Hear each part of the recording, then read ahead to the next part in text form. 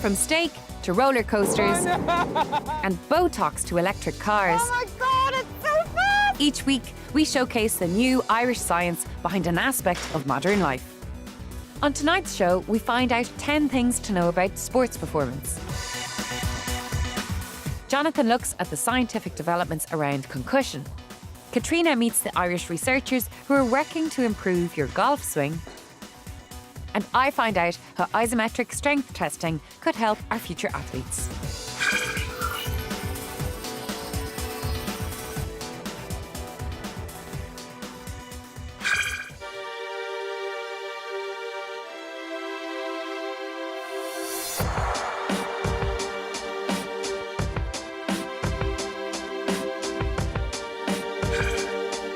We live in a country that some might call a little sports mad. 4 out of 5 adults have played sport at some point in their lives, and as a country, we play over 60 different sports. In the top 10 are cycling, soccer, and GAA, and of course, rugby. We all know exercise is good for us, but many of our sports are not without their dangers. Luckily, new advances in science and technology are allowing us to repair injury, prevent it from happening, and even improve our general game. One of the areas which has seen a lot of scientific progress is concussion. Concussion essentially is damage to the brain or an injury to the brain or the brain function that is usually caused by a blow, and usually a blunt blow to the head. These things happen in every sport. Any sport where there's contact, there's potential for a blunt head injury. American football is the one that is associated for sure with concussion. Rugby, it occurs in Gaelic football, and people have seen that in high-profile games. It occurs in soccer, Robbie Brady, and it occurs obviously in equestrian sports and anywhere where there's a possibility for people to have blunt trauma or blow to the head. So we know what concussion is, but what does it actually feel like? Well, Kieran Kilduff is a centre forward for Dundalk, and he knows all about it. Shortly after scoring a penalty in the 2016 FAI Cup semi-final replay, Kieran suffered concussion and was out for several weeks. It was a horrible experience, and it wasn't one I'd wish on anyone. The initial feeling was probably a bit of shock. I was spaced out. I lost a little bit of memory. I wanted to continue, but I had to be taken off. The medical team took that out of my hands, which I think was right in hindsight. Being a sports person, you keep trying to come back, and I know we have stages of, you have to go through stages before returning to play, and I continued to fail a lot of them. Was that scary? Yeah, it was actually one particular session I trained, and I came in afterwards and I actually forgot I trained. And I went into the medical team afterwards and I said, "Are we ready to go and do this?" And they kind of looked at me and said, "Are you for real?" So that kind of knocked me back a while as well.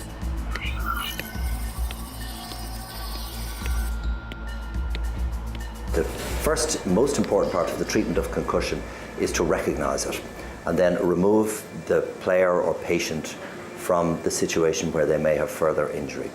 And then you reassess it. And there are a series of questions that you can ask, and there's nothing too high-tech about them. They will be along the lines of, who are you playing?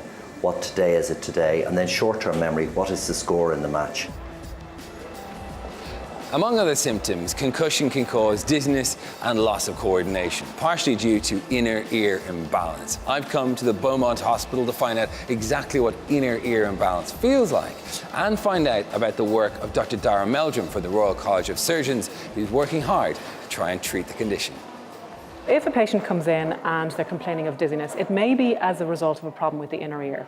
So the inner ear is here, it's the sensor, and it's located within the skull, so it can be damaged. This little sensor, which is actually the size of your little fingernail, it can be bashed around within your skull and it can get all sorts of problems. So physiotherapists will typically come in and see, is the vestibular system working? Is it giving the right signal into the brain?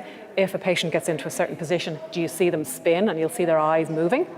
Because the function of your inner ear is to keep your eyes steady when your head is moving. Right. So if this isn't working, as you walk, the world will move. And that's obviously very hard to then play a game if the world is moving. So we will typically look and see, how is the patient balancing, how is the vestibular system working, and we'll give them exercises then to try and rehabilitate that. Dara uses a computerized system called EquiTest, developed by NASA, to measure how good your balance is, or if you have an inner ear imbalance, which is so often linked to concussion. The machine tests your balance by measuring how much you sway. What's with the colour scheme? I feel like I'm in a Cyndi Lauper skirt. It's to give you a confusing visual surround. Just going to put these on. If you start to sway too much, they'll save you. Okay. The test consists of various trials, each lasting 20 seconds, during which the walls and floor can move while force plates underneath pick up any changes in pressure from your feet. I found the tests easy enough at first, but as things got more complicated, I got the feeling that maybe I'm not as well balanced as I might have thought. I don't know whether or not the wall's moving or my feet are moving, you know? No. Okay, so that, if we class that as a fall. Okay, and there you go again. I have a feeling I'm not doing well at this. That's considered a fall. Oh, right, okay. And Fall's for not good? somebody of your age, I would expect you to be able to manage this, yes. Humiliation in this series never ends. All right, Jonathan, that's you done. Well done. Okay. Where you have problems is in the more difficult tests, okay? When we moved the floor, you moved with it, and your sway was quite a lot. The last one I really did find tricky. Yeah, it is tricky. If a patient has balance issues, their physiotherapist will recommend exercises to help them recover. But it can be hard to monitor whether or not the patient does these exercises properly or at all. Dara and her team are developing an app which may change all this. The app targets gaze stabilization and creates an exercise program to be done in the comfort of your own home. It even reminds you how to do the exercises. Okay. Okay, so there you go. So there's a little bar here. I want you to, that's no dizziness, and that's the worst dizziness you could experience. So just drag it up there. Yeah. Okay, and then 6. just input it in there. Input okay? it there. What sort of results have you seen so far? Well, it's in prototype form at the moment. We know the exercises work, but we don't know how to deliver them best. We found that elderly people find it maybe a little bit complicated to use, but they do like the fact that it's in their pocket, that they can take it out, that it's reminding them to their exercises, and it's showing them how to do it properly. It was a difficult period for me, but thankfully the technology was there to ease my mind and aid me on my recovery back. When I went down to the balance centre and all, they had the simulator in which to put in the harness and the walls move and this, that. There was a lot going on. They were putting blindfold on me and analysing my eyes within that, how they were moving in the dark, how they were, I was going up on one foot holding my balance. Touch wood now, I haven't had any symptoms in the last 2 weeks or so, and I think that really did get me over the line, and that it took the science and the technology to prove that to me.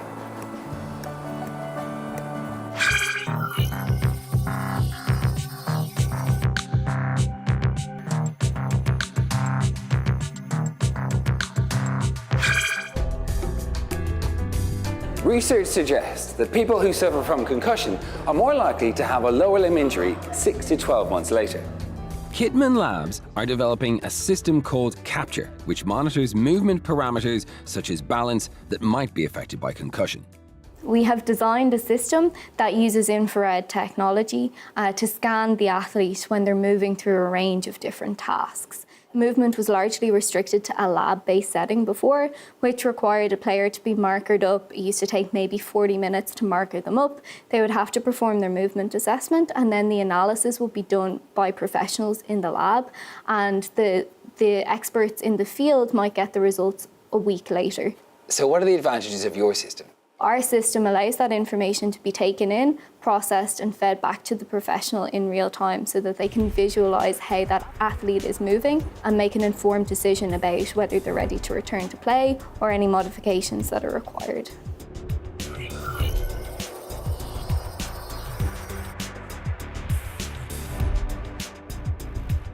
So Jonathan, what we're going to do now is take you through a movement screen. It starts off with the calibration position. So the instructions on screen should guide you through the movement. We predominantly look at dynamic movements, so stuff like an overhead squat, a single leg squat, movements that require the athlete to respond and use their neuromotor system to produce the movement. Once the data is submitted from the camera, we're looking at your right and left single leg squat. So we get an idea of how the knee is performing in different planes of motion, and they can easily eyeball where any asymmetries are taking place. And then on this movement quality tab here, we see the really interesting information. So this shows how you got into the movement and how you get out of it. So we can see here that you're much more comfortable on your left side. The movement was much longer. You took longer to reach your peak flexion versus your right side. So that would indicate that you're much more comfortable on that leg. Wow, there's a lot of information here from such a simple movement. Yeah, exactly. The fact that the system is entirely portable and allows data to be recorded in real time makes it easy for any athlete, not only those who've suffered a concussion, to carry out ongoing assessment. What we want to do is to provide complex movement information in a really easy to assimilate way so coaches can use it to inform their decision making. What are my chances of making the first 15? Slim.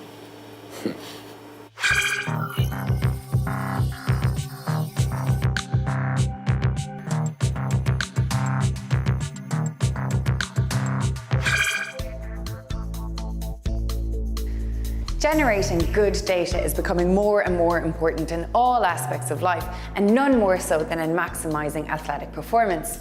I'm here at the Irish Institute of Sport to find out more. Isometric strength tests, where force is applied to an immovable object, are commonly used to test athletes' strength qualities. IRC PhD candidate Claire Brady is conducting research which could help pave the way for future Irish Olympic success. Isometric strength testing is measuring an athlete's either maximum strength or explosive strength capabilities.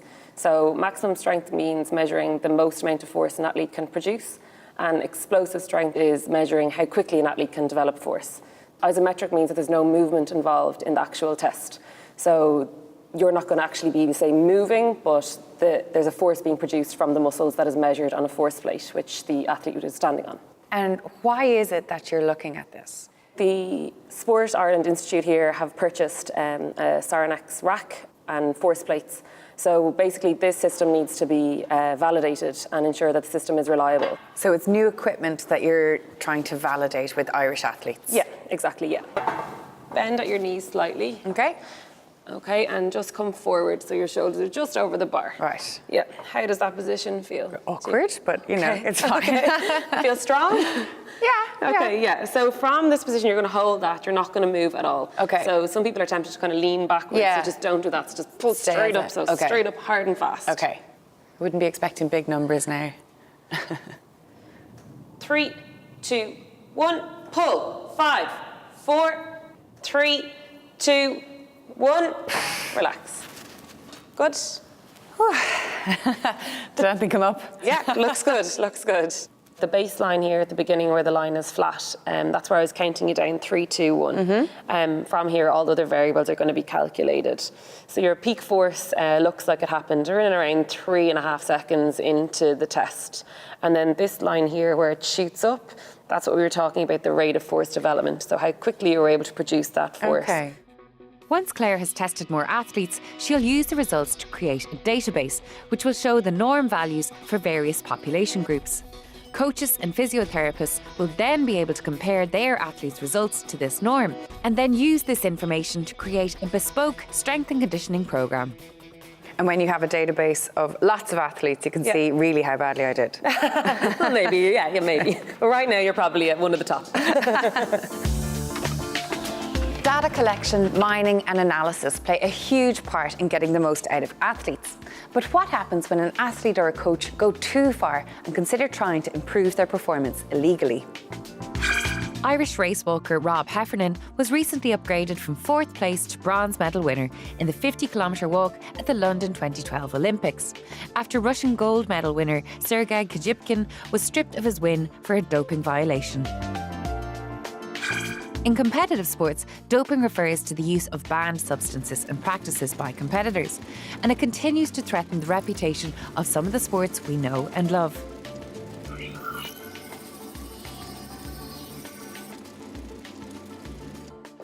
I'm meeting Una May, Director of Anti-Doping at Sport Ireland, to find out more. I guess on the whole, Irish athletes have a reputation for being clean and for being doping free, and the Irish sport system, the anti-doping system in Ireland, has a strong reputation and is recognised worldwide as one of the leaders in anti-doping. And on the combination of these things mean that we've been fairly successful in keeping a clean slate. In order to keep it that way, Una and her colleagues monitor athletes with regular testing. There are different ways in which we establish who to test, and we decide who to test, and we look at different risk factors. The status of the sport, the level of participation we've reached in the country, and then the risk profile of the sport. So cycling, and particularly the road cycling, is very, very heavy demands in terms of endurance, and therefore substances that are beneficial to endurance athletes will be abused in cycling and those kind of sports, things like cross-country skiing. Then you've got the power sports, where it's very clear that a huge increase in muscle mass is going to make you faster. We collect blood samples routinely, and we look at the profile of those blood samples, and we look and track. So whereas we might not detect a substance, we might detect something unusual happening within their body. The impact of a drug might be showing up in their blood. The Irish samples are sent to a lab in Cologne, one of only 34 labs in the world that has authority to carry out such tests. Keeping a lid on doping is a continual game of cat and mouse between athletes and anti-doping enforcers. It's an ongoing thing. There's always going to be continued improvements in the science. There have been a lot of cases now, most recently as a result of the Beijing Olympics, where samples have been taken out of storage and new methods of detection have been applied, and therefore these athletes are now being banned. So they thought they'd got away with it. The samples were put in storage, and when a better way of testing for something is those who are suspicious in some way or other, then the samples can be taken back out again. For as long as athletes find new substances to abuse, then the scientists will be busy trying to find new methods of detection for those samples.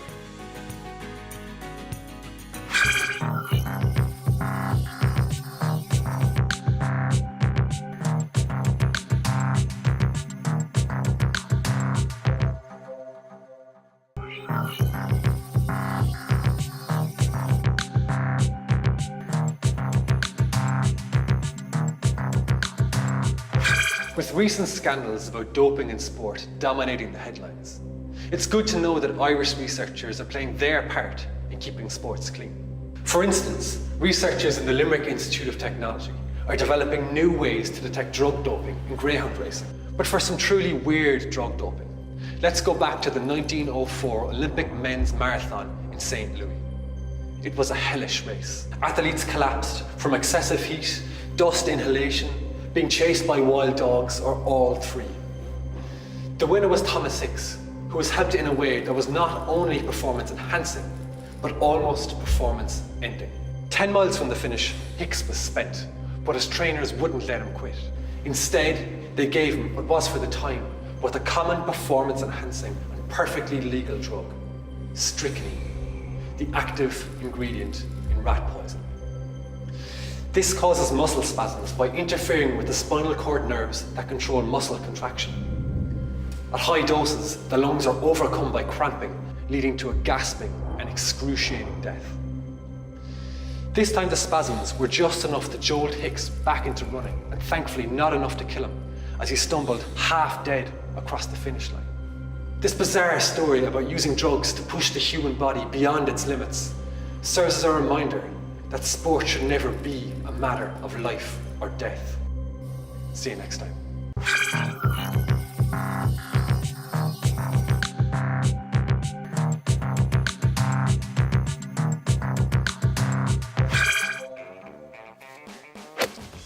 Whether you're an elite athlete or an amateur player in any sport from rugby to golf, if you aren't careful, you can get injured as a result of poor technique. And now scientists in UL are using modern technology to study movement in detail and help improve performance. Their work in this field, known as biomechanics, could help to reduce injury and improve your golf swing, as Dr. Ian Kenny explains. Biomechanics is two elements. One is looking at how they perform and play better, and that's through correct technique. And secondly, trying to reduce injury, so that's rehabilitation. Again, looking at correct technique, how fast or slow people move, how strong they need to be. The research is looking at performance and injury prevention. We will position the golfer into a laboratory with multiple cameras around them. These are high-speed cameras with an infrared spectrum of light. We put markers on them, track the motion, And then through some analysis afterwards, we'll look to see how fast the hips might be moving, how fast the arms are moving. Elite players vary the way they hit the golf ball each time, which reduces their chances of injury. But the rest of us could use a little help. And something we also look at is the differentiation between how far the shoulders and the hips move, and that's called the X factor. Now, it's not something you see on Saturday night on television, but it's something that develops power for the golfer. There's a big difference between an elite golfer and maybe somebody who's non-elite. And it's counterintuitive to what you might think. An elite golfer will have lots of variability in their motion, so different techniques each time they play. Whereas a non-elite golfer, somebody who's not quite so good, will be quite rigid. So this variability in motion is really important in biomechanics. Yeah, it is counterintuitive though, because you expect, like, Rory McIlroy has a swing and he just does it all the time, and that's why he's good. But actually, he varies it, and that's why he doesn't get injured. That's right. The most important question really is, can your science help me play golf? I hope so. You have to be interested in it. Yeah. Will we give it a try? We will. See if you can get my swing up to scratch? We will. We'll go to the lab and try. Okay, great. Just don't break any camera. Ian put reflective markers on specific parts of my body. These markers enable infrared cameras and computers to track and monitor my every move, whilst a high-speed camera on the ground measures the speed of my club and the speed of the ball. So you're basically going to make a stick figure of me? Yes. We don't want to track the muscles, we don't want to track how you look, it's only the skeleton. Have you ever analysed someone who's never swung a golf club before? Yes, lots. So you're not the first. Okay. Elite golfer Andrew McCormick gave me a quick lesson. Okay. Turn your hips and your shoulders. And your shoulders. Yeah. This is the X factor that Ian was talking about. Absolutely. Do I have it? It's like, no. No. That was rubbish. Don't record that one. Don't record that one. But somehow I began to get the hang of it. Then Andrew had to go and show me up by demonstrating how it should be done. So Ian, if you were to compare Andrew's analysis versus my swing analysis, what would the differences be? You'll see some real obvious difference straight away. You'll see lots of more shoulder turn and hip turn with Andrew. You'll see a delayed wrist release coming down into the swing, and a little bit more stability. Your swing swayed a little bit from side to side. There's lots of variation from one shot to the next. But with a little bit of practice, a few more shots, you can see it's starting to develop all the time.